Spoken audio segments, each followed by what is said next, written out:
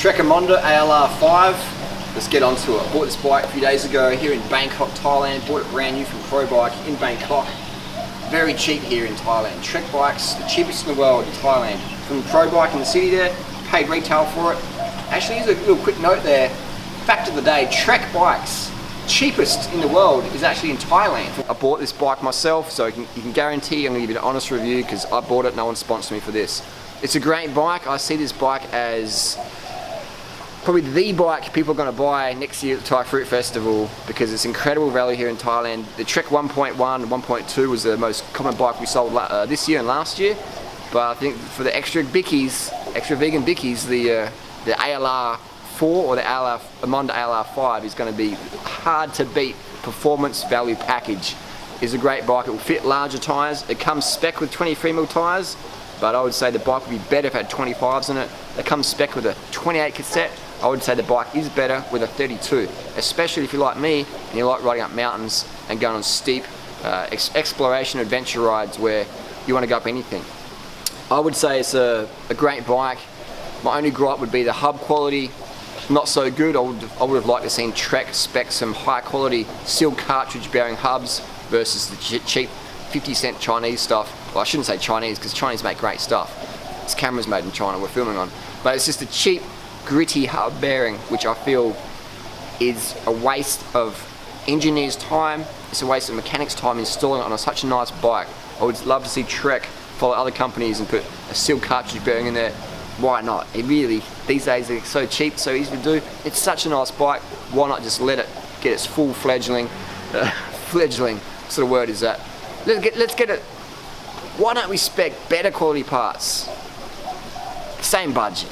Let's do it. Let's make it like the best. 25mm tyres, 32 cassette out of the box, steel cartridge bearings.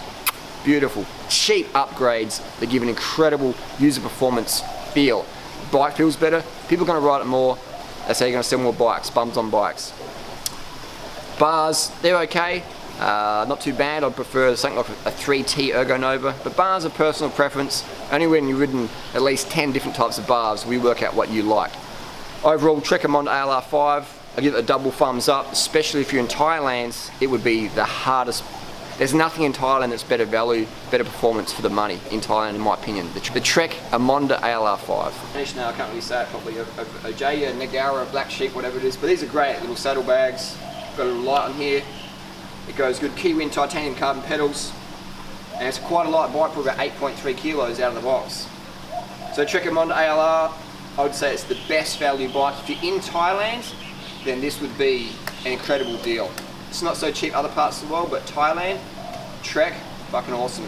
Australia would be Giant. In the US, probably Specialized Cannondale. But the Trek's incredible value here in Thailand.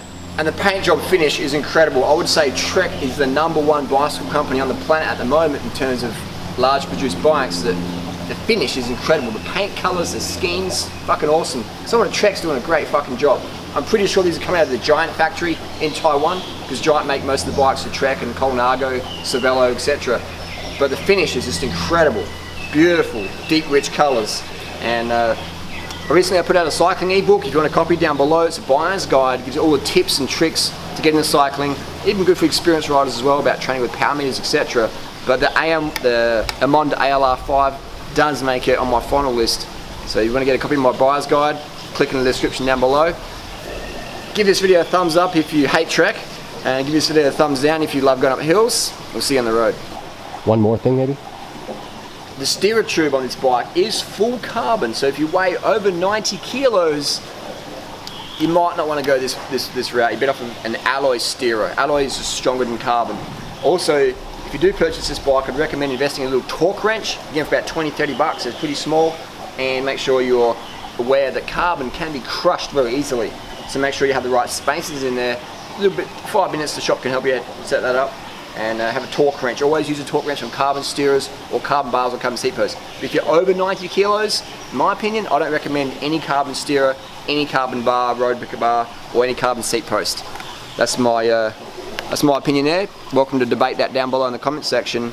But this bike would suit people under 90 kilos. Obviously it depends on your riding style as well.